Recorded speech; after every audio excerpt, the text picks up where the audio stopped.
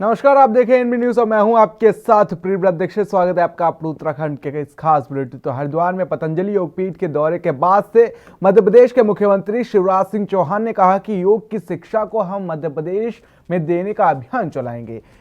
योग आयोग का हम गठन करेंगे और मुझे पूरा विश्वास है कि इससे प्रदेश और देश का मान बढ़ेगा, साथ ही देश बदलेगा भी। सीएम शिवराज सिंह चौहान ने हरिद्वार आश्रम पहुंचकर आचार्य श्री अवधेश्वरानंद से भी मुलाकात की और पतंजलि योगपीठ में सीएम ने कहा कि बच्चों को वैदिक ज्ञान के साथ आधुनिक विज्ञान की शिक्षा, कौशल विकास के साथ उच्च स्तरीय प्रयोगशाला और अनुसंधान के साथ आत्मनिर्भरता की दिशा में आगे ले जाया जा रहा है। यही नहीं, कल उत्कृष्ट देशभक्त नागरिक बनेंगे और भारत का विकास ही नहीं बल्कि विश्व का कल्याण करेंगे। और वैश्विक समस्याओं की, चुनौतियों की बात हो रही थी। चुनौती क्या है दुनिया के सामने? अब सबसे बड़ी चुनौती है शांति, पीस। कुछ हिस्सों में गरीबी, समरसता, समावेशी विकास और एक नई चुनौती ग्लोबल वार्मिंग, पर्यावरण, धरती की सतह का बढ़ता तापमान, जिसके कारण दुनिया डरी हुई कि कल होगा क्या। और उस दिशा में भी पहल भारत ने की है। हमारे प्रधानमंत्री जी अभी ग्लासगो गए थे, आपने पढ़ा होगा, देखा होगा, सुना होगा।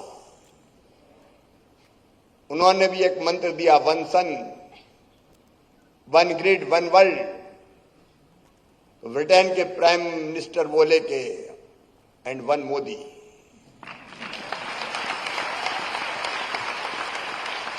लेकिन ये जो सारी चुनौतियां हैं, इसका समाधान हमारी सनातन परंपरा में पहले से मौजूद है। आज नहीं, हजारों साल पहले हमारे ऋषियों ने गाया, अयम निजम परा वेत्ति गणना लघुचेत साम, उदार चरिता नाम तू वसुदैव कुटुंबकम। पश्चिम में जितनी भी विचारधाराएं, पश्चिम में राजतंत्र था, राजा ईश्वर का अंश माना जाता था एक जमाने में, उसके खिलाफ कुछ बोला नहीं जा सकता था। राजतंत्र के खिलाफ विद्रोह हुआ। स्वतंत्रता, समानता और विश्व बंधुत्व के भाव को लेकर फ्रांस की राज्य क्रांति हुई। राजा या तो समाप्त कर दिए गए या उनके अधिकार ब्रिटेन की महारानी की तरह बिल्कुल सीमित कर दिए गए। राजतंत्र समाप्त हुआ, प्रजातंत्र आया। प्रजातंत्र मतलब जनता का, जनता के द्वारा, जनता के लिए। लेकिन उसी समय यूरोप में औद्योगिक क्रांति हो गई। कहने को तो जनता का राज था, लेकिन जनता के चुने हुए प्रतिनिधि जिनके हाथ में सत्ता थी, औद्योगिक क्रांति के बाद उनके हाथ में पूंजी भी आ गई। वर्षों में जो काम कई। तो उत्तराखंड विधानसभा चुनाव को लेकर पार्टियों का रैलियों का दौर लगातार जारी है और दिल्ली के मुख्यमंत्री अरविंद केजरीवाल और दिल्ली के उप मुख्यमंत्री मनीष सिसोदिया ने भी कुछ दिनों पहले यहां एक रैली की थी। बीजेपी के शीर्ष नेतृत्व अमित शाह और प्रधानमंत्री नरेंद्र मोदी का दौरा पहले भी हो चुका है, लेकिन एक बार फिर पीएम नरेंद्र मोदी 4 दिसंबर को देहरादून के परेड मैदान में आने वाले हैं और इसको लेकर तैयारियां जोरों पर चल रही हैं। उत्तराखंड में कोरोना के बढ़ते कहर को देखते हुए बीजेपी अपनी रैली में इस ओर काफी सक्रिय है। और साथ ही आपको बता दें कि बीजेपी मुख्यालय देहरादून में प्रधानमंत्री नरेंद्र मोदी की 4 दिसंबर को होने वाली रैली की तैयारियों की बैठक पूरी हो चुकी है। साथ ही सभी मोर्चों के प्रदेश अध्यक्ष, महामंत्री और मोर्चा प्रभारी इस बैठक में उपस्थित रहे। जनता पार्टी की मेन बॉडी, हमने लक्ष्य रखा है कि हर बूथ से अधिक संख्या इस रैली में उपस्थित रहे, क्योंकि हमारे 7 मोर्चे भी सक्रिय रूप से कार्य कर रहे हैं, उनके भी अधिक से अधिक सहभागिता हो। तो मोर्चों के अध्यक्षों और महामंत्रियों को आज हमने बैठक में बुलाया था। उनको भी इन जिलों में सघन रूप से प्रवास करना और अधिक से अधिक मोर्चों के कार्यकर्ताओं को सक्रिय करके अधिक से अधिक लोगों को तो विधानसभा चुनाव 2022 को लेकर जहां बीजेपी और कांग्रेस का प्रचार अभियान शुरू हो चुका है, तो वहीं आचार संहिता के बहुत कम दिन बचे हैं। ऐसे में कांग्रेस सरकार को लगातार घेरने की तैयारी में है और जिसको लेकर बीजेपी से भी बयानबाजी का दौर शुरू हो गया है। जहां पहले प्रदेश के पूर्व सीएम और कांग्रेस के वरिष्ठ नेता हरीश रावत ने सरकार के 32,000 युवाओं को रोजगार देने की बात पर 5 साल के कार्यकाल में 3200 लोगों को रोजगार देने पर राजनीति संन्यास लेने की बात कही है। तो वहीं उनके बयान के बाद से शिक्षा और खेल मंत्री अरविंद पांडे भी मैदान में कूद गए हैं और शिक्षा मंत्री का कहना है कि अकेले शिक्षा विभाग में 5 सालों में 10,000 लोगों को रोजगार देने का काम सरकार ने किया है और विपक्ष यदि प्रमाण मांगता है तो वे उसे दे सकते हैं और प्रमाण के गलत होने पर वह राजनीति से संन्यास ले लेंगे। मैंने कहा है कि उत्तराखंड प्रदेश का विकास की जिम्मेदारी उत्तराखंड प्रदेश की जनता ने भारतीय जनता पार्टी को दिया। आज हमारी सरकार है और उसमें छोटी सी व्यवस्था मैं भी निभा रहा हूँ और मैं बिल्कुल स्पष्ट कहना चाहता हूँ कि किसी को अपनी बातों पे उसको कितना निभाना है कितना नहीं निभाना मैं कोई टिप्पणी नहीं करूँगा, लेकिन ये मेरी बात है। मैं कहना चाहूँगा कि जब से मैं प्रदेश का शिक्षा मंत्री बना हूँ, मैंने शिक्षा विभाग में ही लगभग 10,000 लोगों को नियुक्तियाँ दी हैं। गेस्ट टीचर भी साथ में संलग्न हैं। अगर जो इनकी संख्या 10,000 नहीं होगी ना, तो मैं राजनीति से संन्यास ले लूँगा। और ये मैंने मंच पे कहा है और इसे हल्द्वानी, ऐतिहासिक नगरी हल्द्वानी में कहा है। और जिसको किसी ने बात कही हो 3,000 की या 3200 की, मैं बिल्कुल मैं किसी को नाम नहीं लेना चाहता। मेरे वो पिता तुल्य हैं, मैं उन पर कोई टिप्पणी नहीं करूँगा। उनकी 3200 का ध्यान मुझे नहीं है, लेकिन मुझे अपने 10,000 का हमेशा ध्यान रहेगा। जिस दिन आप लोग साबित करोगे या कोई भी साबित कर दे। तो उत्तराखंड में 2022 विधानसभा चुनाव बेहद ही नजदीक हैं और जिसको देखते हुए कांग्रेस अब अपने घोषणा पत्र को तैयार करने में जुट गई है और कांग्रेस प्रतिज्ञा के पथ पर उत्तराखंड कार्यक्रम शुरू कर रही है। प्रेस कॉन्फ्रेंस के दौरान कांग्रेस नेता यशपाल आर्य ने कहा कि कांग्रेस प्रत्येक विधानसभा में आम जनता के बीच जाकर उनके सुझाव और रायशुमारी को प्रतिज्ञा पत्र में शामिल करेगी, जिसके बाद से कांग्रेस का घोषणा पत्र जारी होगा। कांग्रेस की एक प्रोफेशनल टीम उत्तराखंड आई है जो स्थानीय कांग्रेस कार्यकर्ताओं के साथ प्रत्येक विधानसभा में घूम कर आम जनता से रायशुमारी करेगी और यशपाल आर्य ने उम्मीद जताई है कि इस बार के घोषणा पत्र अन्य विधानसभा चुनाव से बेहतर होगा, जिसमें आम जनता की राय लेकर जिसे तैयार किया जाएगा।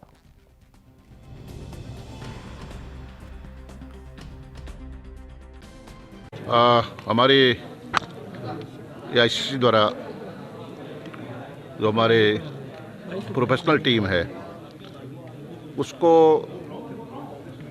उत्तराखंड के विभिन्न क्षेत्रों में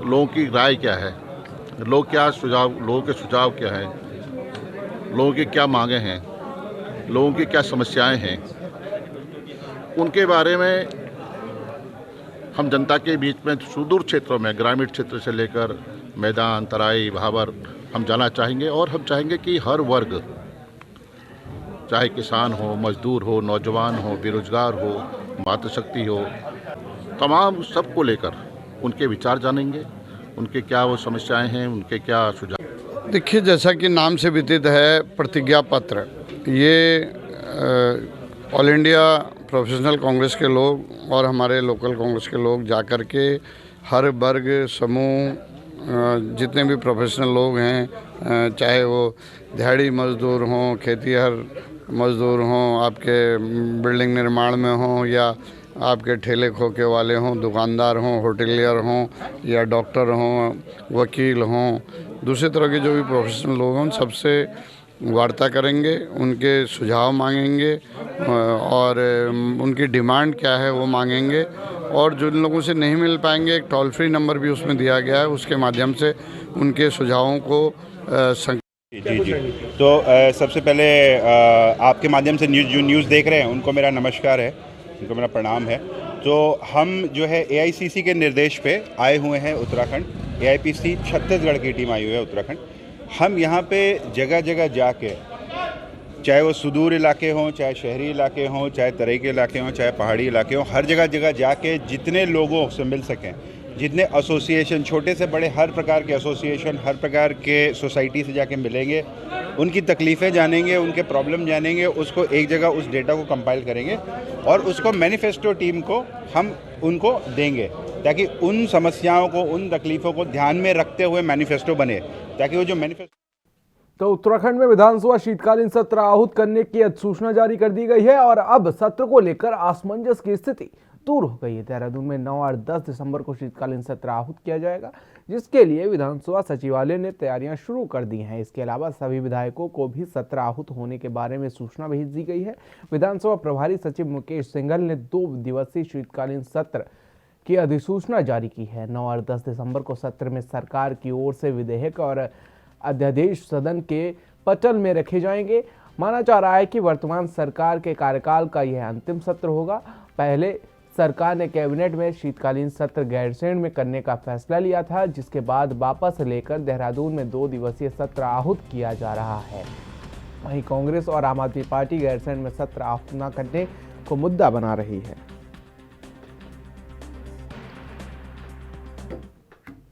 तो वहीं विधानसभा चुनाव नजदीक आते ही नेताओं का पार्टी बदलना शुरू हो गया है और वहीं कभी कभी इसको लेकर अफवाहें भी मुख्य खबर के रूप में सामने आती हैं। हाल ही में कयास लगाया जा रहा है कि कांग्रेस के पूर्व प्रदेश अध्यक्ष किशोर उपाध्याय बीजेपी में शामिल होने जा रहे हैं, तो कभी ये कयास लगाए जा रहे हैं कि हरक सिंह रावत बीजेपी से कांग्रेस में शामिल होने जा रहे हैं। वहीं अब दोनों पार्टियों से हरक सिंह रावत के विषय में बात की गई तो सभी ने इसे अफवाह बताकर सिरे से खारिज कर दिया है। मैं नहीं समझता हूँ कि ये कहाँ से ये बातें चल रही हैं। ये सोशल मीडिया पे मैंने भी देखा, लेकिन मेरी जानकारी में इसके स्रोत पता नहीं है कि कहाँ से बात उठी है। जहाँ तक कांग्रेस पार्टी के का पक्ष की बात है, तो इस प्रकार की कोई बात अभी तक कहीं हुई नहीं। अगर आगे इस प्रकार की कोई बात होती है तो आपको अवगत करा दिया जाएगा। अभी तक कुछ ऐसी बात नहीं। ऐसा कुछ नहीं है और ये सब मीडिया की उपज है और हरक सिंह जी का खुद का बयान आज भी आया है और हमेशा वो बोलते रहे हैं कि वो कहीं जाने वाले नहीं है और भारतीय जनता पार्टी के। तो आम आदमी पार्टी ने लालकुआं नगर में रैली निकालकर शक्ति प्रदर्शन करते हुए चुनावी बिगुल फूंक दिया है। आज आम आदमी पार्टी के नगर के मुख्य मार्ग से होते हुए शक्ति प्रदर्शन करते हुए रैली निकाली गई, जिसका समापन घोड़ा नाला बिंदुक्ता में किया गया। तो वहीं आपको बता दें कि जहां एक विशाल सभा का आयोजन करते हुए मुख्य अतिथि पहुंचे आम आदमी पार्टी के प्रदेश प्रभारी और विधायक दिनेश मोहनिया ने सभा को संबोधित करते हुए कहा और उन्होंने आम आदमी पार्टी की घोषणाओं को बताया। और इस दौरान प्रदेश प्रभारी दिनेश मोहनिया ने कहा कि दिल्ली में आम आदमी पार्टी काम करके दिखा रही है और उसी की तरह उत्तराखंड में भी काम करके दिखाया जाएगा। दिल्ली की तर्ज पर उत्तराखंड का भी अच्छे से विकास किया जाएगा। रोड, मुफ्त बिजली, मुफ्त पानी उपलब्ध किया जाएगा। कोई भी सरकार अगर नीयत से और ईमानदारी से काम करे तो पैसे की कभी किसी सरकार के पास कोई कमी नहीं है। हमारा ये मानना है कि आप देखेंगे कि किसी नेता के लिए जब हेलीकॉप्टर खरीदा गया तो कोई पैसे की कमी नहीं, जब उन नेताओं के लिए बड़ी बड़ी कोठियां बनाई गई तब पैसे की कोई कमी नहीं। तो किया जा सकता है, 300 यूनिट बिजली फ्री दी जा सकती है, बेरोजगारों को 5000 भत्ता दिया जा सकता है, फ्री पानी दिया जा सकता है, फ्री यात्रा कराई जा सकती है। जरूरत है केवल ईमानदार सरकार की जो नीयत के साथ एक आम आदमी के जीवन को इन कष्टों से निजात दिलाए और उसके जीवन में बदलाव लाए। संख्या में आज लोग यहाँ उपस्थित हैं और सबसे बड़ी बात है कि लोग बदलाव चाहते हैं। अभी तक उत्तराखंड की राजनीति में विकल्पहीनता की स्थिति थी। भाजपा से नाराज होकर कांग्रेस को और कांग्रेस से नाराज होकर पुनः भाजपा को वोट देते थे लोग, लेकिन आम आदमी पार्टी के रूप में एक बेहतर विकल्प आज उत्तराखंड की राजनीति में आया हुआ है और दिल्ली का मॉडल सबके सामने है। परिवर्तन होगा, अप्रत्याशित जो है रिजल्ट होंगे, लोगों को पता ही नहीं लगा कि क्या हुआ, क्योंकि लोगों को अभी पता ही नहीं है। दोनों पार्टियां ये समझती कि आम आदमी पार्टी कुछ नहीं है, लेकिन वो गलत भ्रम में है, वो भ्रम उनका टूट जाएगा। जिस प्रकार की हमारा विजन है, आम आदमी पार्टी का जो स्पष्ट विजन है और गारंटी के साथ वो कह रहे हैं, तो उससे हमको लाभ होगा और जनता भी उसको विश्वास करेगी। बिल्कुल दिल्ली की तरह यहाँ भी विकास हुआ, दिल्ली से भी यहाँ और ज़्यादा विकास किया जा सकता है। ये मॉडल प्रदेश बनाया जा सकता है। दिल्ली मॉडल के बारे में बताया, उनके द्वारा जो भी भ्रष्टाचार के बारे में उसके बारे में डिटेल भी बताई गई और पूरे विजन को, पार्टी के पूरे विजन को समझाया गया। वहीं उधम सिंह नगर के किक्षा में आम आदमी पार्टी के कार्यकर्ताओं ने बीजेपी सरकार और किक्षा के बीजेपी विधायक के खिलाफ मोर्चा खोलते हुए जोरदार प्रदर्शन किया है। किक्षा में आम आदमी पार्टी के जिला उपाध्यक्ष कुलवंत सिंह और आम आदमी पार्टी के नेता जनार्दन सिंह के नेतृत्व में कार्यकर्ताओं ने जनता जगाओ किच्छा बचाओ यात्रा का आयोजन किया गया। तो वहीं आम आदमी पार्टी के कार्यकर्ताओं ने अभियान के तहत 2 पहिया और 4 पहिया वाहनों के साथ क्षेत्र में जुलूस निकालते हुए सरकार पर गंभीर आरोप लगाए। जुलूस के बाद आम आदमी पार्टी कार्यकर्ताओं ने नगर के रोडवेज बस स्टैंड पर धरना भी दिया। किछा में प्रदर्शन के दौरान आम आदमी पार्टी कार्यकर्ताओं ने आरोप लगाया कि बीजेपी विधायक झूठी घोषणाओं और जुमलेबाजी कर जनता को गुमराह करने का काम कर रहे हैं, जबकि किछा क्षेत्र में कोई भी विकास कार्य नहीं हो रहा है। पर जो रपटा पुल बनाया था 3 साल पहले जो बनाया था, उसी साल ये भाजपा के भ्रष्टाचार की पेट चढ़ गया। पुल बह गया है, वहाँ पर गहरे गहरे गड्ढे हुए हैं, वहाँ पर रेता खनन का काम चल रहा है। ये आम आदमी का जो अधिकार था पुल के माध्यम से नदी को पार करने का, इस भाजपा सरकार ने, इस जुमलेबाज सरकार ने वो भी छीन लिया। उसके बाद हम यहाँ रोडवेज पर आए हैं। ये यहाँ पर बता रहे हैं कि ये जगह प्राधिकरण को दे दी गई है। नया बस अड्डा पता नहीं कब बनेगा, क्योंकि किच्छा के अंदर आज एक भी ईंट नहीं रखी गई है। ये लेफ्ट पाहा नहर, जिसको इन्होंने कह दिया था 5 साल पहले की बजट आ गया है और ये नहर ढक दी जाएगी, आज वहाँ पर एक भी ईंट नहीं लगी है। पार्टी द्वारा ये जनता जगाओ किच्छा बचाओ एक यात्रा निकाली गई, जिसकी शुरुआत हमने सिरौली कला से लेके खुरपिया फार्म से की, क्योंकि इस जुमलेबाज सरकार जो है प्रेजेंट टाइम में जो विधायक कह लें या सरकारें हैं, वो इन्होंने आज से 5 साल पहले 4 साल पहले वादा किया था। वादा क्या किया था? इन्होंने कहा था ये बजट पास हो गया, पैसा आ गया है और ये जो हमारी लेफ्ट पाहा नहर है इसको पूरी तरह से पैक यानी ढका जाएगा, क्योंकि उस कहीं ना कहीं इस नहर से बहुत ज़्यादा पोल्यूशन, बहुत ज़्यादा गंदगी होती है। कहीं ना कहीं लोग इसमें कचरा वचरा भी डालते हैं, तो इसलिए इसको ढका जाएगा और ये पूरा काम पास हो गया, पैसा आ गया है, बस काम स्टार्ट होना रह गया था। लेकिन कहीं ना कहीं ये काम पूरे 5 साल अभी ये बीत चुके हैं, 2 महीने रह गए सरकारों को और अभी तक इस पर कोई कार्रवाई शुरू नहीं। कहीं ना कहीं ये जो पाहा नहर का सौंदर्यीकरण है ये भ्रष्टाचार की भेंट चढ़ चुका है। सर, ये हमारा पहला पड़ाव था। हमने एक जनता जगाओ किच्छा बचाओ यात्रा शुरू की है। इसका पहला चरण हमारा यहाँ बस अड्डे पे आके ख़त्म हुआ है और हमारे साथियों ने बताया कि जो पाहा नहर है और उसके बगल की सड़क है, उसके किनारे का आज तक सालों बीत गए, वो बनी नहीं है। उसके बाद खुरपिया गई हमारी यात्रा, खुरपिया के 12 वर्ष बीत गए, वो भी अभी उसको बीजेपी सरकार कोई भी उसका डिसीजन नहीं ले पाई और आज भी वैसी की वैसी ज़मीन पड़ी है।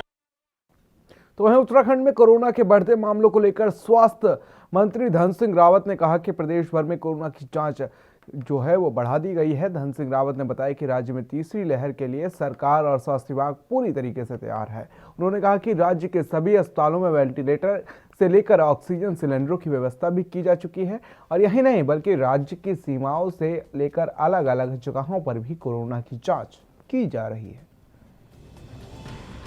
क्या है कि अब टेस्टिंग ज़्यादा से ज़्यादा की जाए। कोरोना वायरस जितने भी हमारे लोग हैं उनको जो है दोबारा टेस्टिंग की जाएगी और नए हिसाब से, क्योंकि संभावित तीसरी लहर को देखते हुए हमने जितने कॉलेजेस हैं, जितने हमारे विश्वविद्यालय हैं, वहाँ भी अब हर जगह टेस्टिंग बढ़ा दी है और जितने हॉस्पिटल हैं हमारे उन पे अधिक से अधिक चाहे वेंटिलेटर हो। तो खबर हल्द्वानी से है, जहां पर गौलापार के लालकुआं विधानसभा में अंतर्राष्ट्रीय स्पोर्ट कॉम्प्लेक्स में निर्मित बहुउद्देश्य क्रीड़ा हॉल से पहले फेज का लोकार्पण हुआ है। यह लोकार्पण खेल मंत्री अरविंद पांडे और लालकुआं विधायक नवीन दुमका ने किया है। कार्यकर्ताओं में कई महिला सहायता समूह को चेक के माध्यम से आर्थिक सहायता दी गई। साथ ही आपको ये भी बता दें कि मुख्यमंत्री पुष्कर सिंह धामी के कैबिनेट ने नई खेल नीति प्रस्ताव को पारित कर दिया है और इस दौरान अरविंद पांडे ने कहा कि खेल में जो भी अवस्थापना होगी उसे दूर किया जाएगा और सरकार राज्य में खेल भावनाओं को बढ़ाने को लेकर हर प्रकार से खिलाड़ियों को आगे बढ़ाने का कार्य कर रही है। माणेक पर मौजूद लालकुआं विधायक नवीन चंद्र दुमका ने कहा कि स्पोर्ट स्टेडियम भविष्य में मील का पत्थर साबित होगा, जिससे खिलाड़ियों की खेल स्पर्धा को बढ़ावा मिलेगा।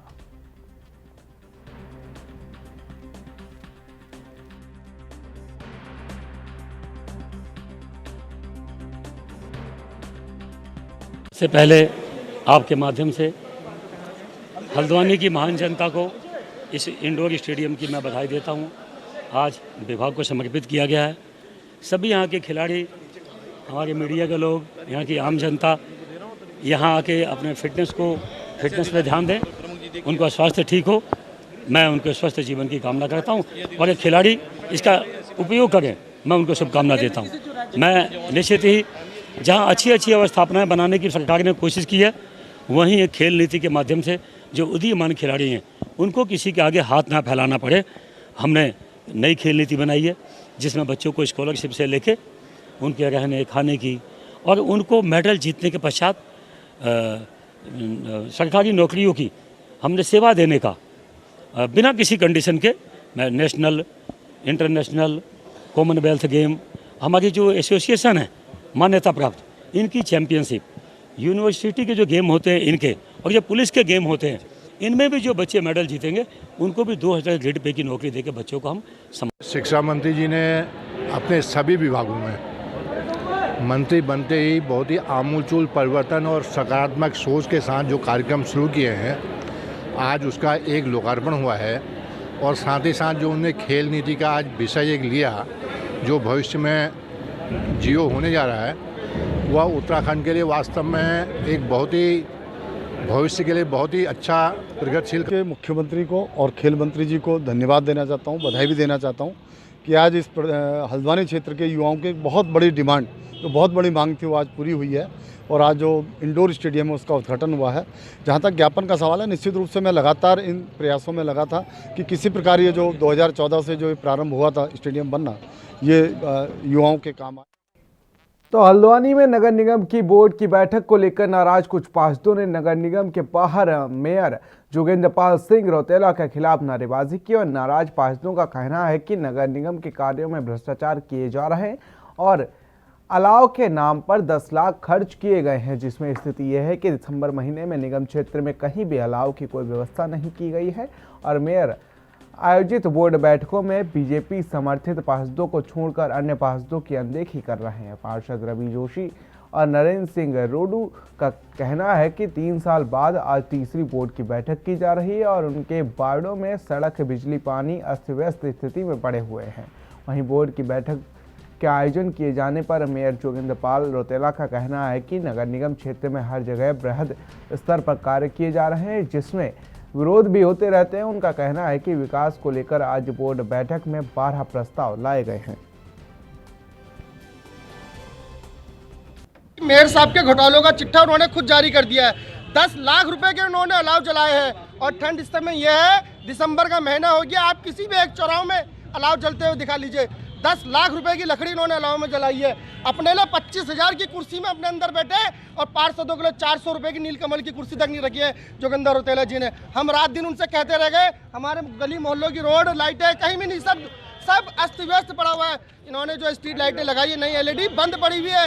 आप नगर निगम से 200 मीटर की दूरी में चले जाइए, एक भी लाइट नहीं चल रही। आप लोगों के सामने जो ये एजेंडा आया हमारे पास, जो मेयर साहब ने दिया है, इस एजेंडे में बजट का सबसे पहला प्रावधान है। बजट जो कि फरवरी मार्च में पास हो जाना चाहिए।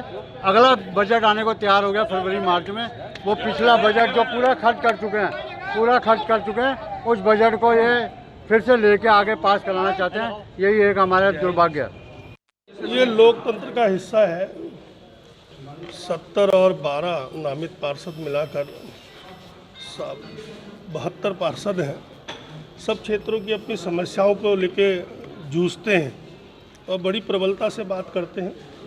सभी का अपना अपना तरीका है, लोकतांत्रिक व्यवस्था है। विरोध करना। तो लालकुआं नगर पंचायत बनने के बाद ही विवादों के घेरे में भी रहा है। साथ ही आपको बता दें, कुछ ठेकेदारों ने निविदा प्रक्रिया के विरोध में ज्ञापन मुख्यमंत्री को सौंपा है, जिसमें उन्होंने नगर पंचायत पर आरोप लगाया है कि निविदा प्रक्रिया में नगर पंचायत अध्यक्ष, शासी अधिकारी हमेशा मनमानी बात करते हैं तो वहीं और अपने चहेते ठेकेदारों को ठेके देते हैं। और उधर इस मामले में पूछे जाने पर नगर पंचायत अध्यक्ष लालचंद्र सिंह ने कहा कि ये आरोप बेबुनियादी हैं और यह आरोप कुछ लोग दुर्भावना की वजह से लगाए गए। तो वहीं आपको बता दें कि उन्होंने ये भी बताया कि फिलहाल निविदा प्रक्रिया निरस्त कर दी गई है।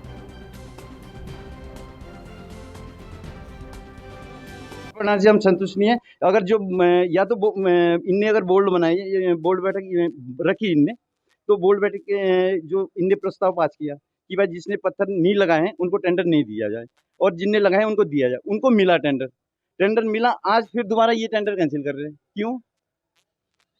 टेंडर जो पड़ गए हैं वो होने चाहिए।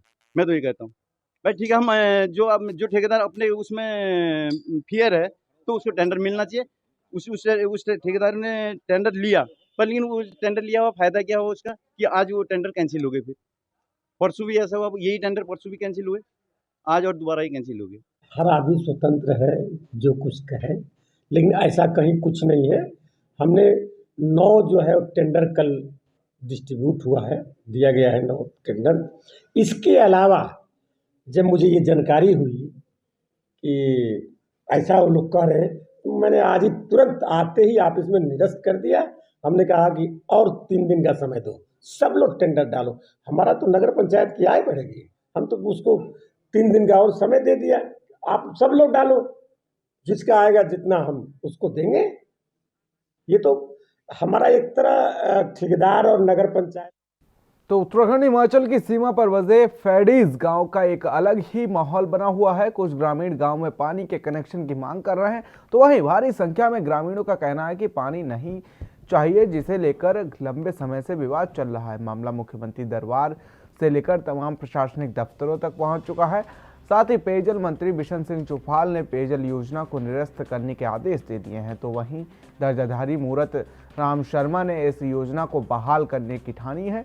संबंधित विभाग कश्मकश में है कि पेयजल योजना बनाई जाए या नहीं। उपजिलाधिकारी और पेयजल विभाग के अधिकारियों ने ग्रामीणों से बैठक ली, जिसमें एक पक्ष पेयजल योजना को निरस्त करने की तख्तियां हाथ में लिए बैठा, तो वहीं दूसरा पक्ष पानी की मांग की तख्तियां लेकर धरने में बैठा रहा। इस दौरान भारी हंगामा भी देखने को मिला।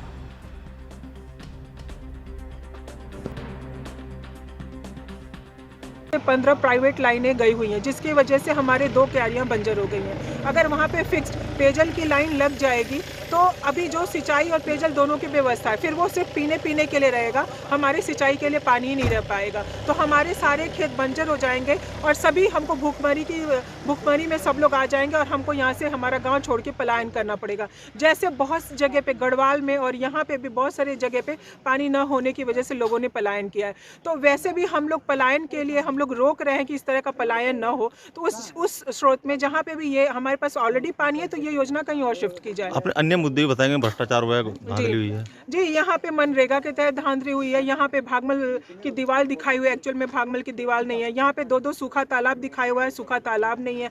यहाँ पे हर महीने में मतलब हर साल में लाखों रुपए आते हैं रिपेयरिंग के नाम पे, कभी पेयजल का, कभी सिंचाई का। हिमाचल और उत्तराखंड का बिल्कुल 100 मीटर का दायरा है, जहाँ पर फेडीज पुल है। वहाँ पर से हम लोग ये यात्रा पार्ट 2 शुरू कर रहे हैं, संवैधानिक अधिकार जागरूकता यात्रा, जो बावर के क्षेत्र में और देवगार में जाएगी। आज यहाँ पर 1 दिवसीय उपवास पर हम लोग बैठे हैं और कितना बड़ा विडंबना है इस उत्तराखंड के चक्राता विधानसभा की कि जो चीज़ चाहिए नहीं वो चीज़ ज़बरदस्ती दे रही है सरकार, और सरकार के मंत्री निरस्त कर रहे हैं पेयजल योजना को। उसके बावजूद भी यहाँ पर कुछ ऐसे लोग हैं बैठे हुए जो केवल जौनसार बावर को बर्बाद करना चाहते हैं, पैसे बर्बाद करना चाहते हैं। ये भी सुना है गांव वालों का ये कहना है कि उन्हें पानी की आवश्यकता नहीं है, लेकिन उसमें कुछ गांव के लोग ऐसे भी हैं जिनका कहना है कि उन्हें पानी की आवश्यकता है। तो आज वो हम अभी दोनों पक्षों के साथ बैठक हमने की है। पूरे गांव के जो भी गांव के लोग हैं उनको बुलाया गया, साथ में विभाग के लोग भी थे। तो उसमें जो भी हम विभाग के साथ मिलकर जो भी विचार विमर्श होगा और गांव वालों का हित को देखते हुए उसमें डिसीजन लिया जाएगा। तो 1 साल से तो ये इसी चीज़ के लिए विवाद है कि यहाँ पे पानी आ रहा है, पानी कहाँ से आ रहा है, इसी की जांच के लिए एसडीएम साहब को कहा गया है, जो आज यहाँ पे उपस्थित हुए हैं। तो अपने उत्तराखंड में मेरे साथ इतना ही। देश और दुनिया की तमाम बड़ी खबरों के लिए बने रहिए एनबी न्यूज़ के साथ। नमस्कार।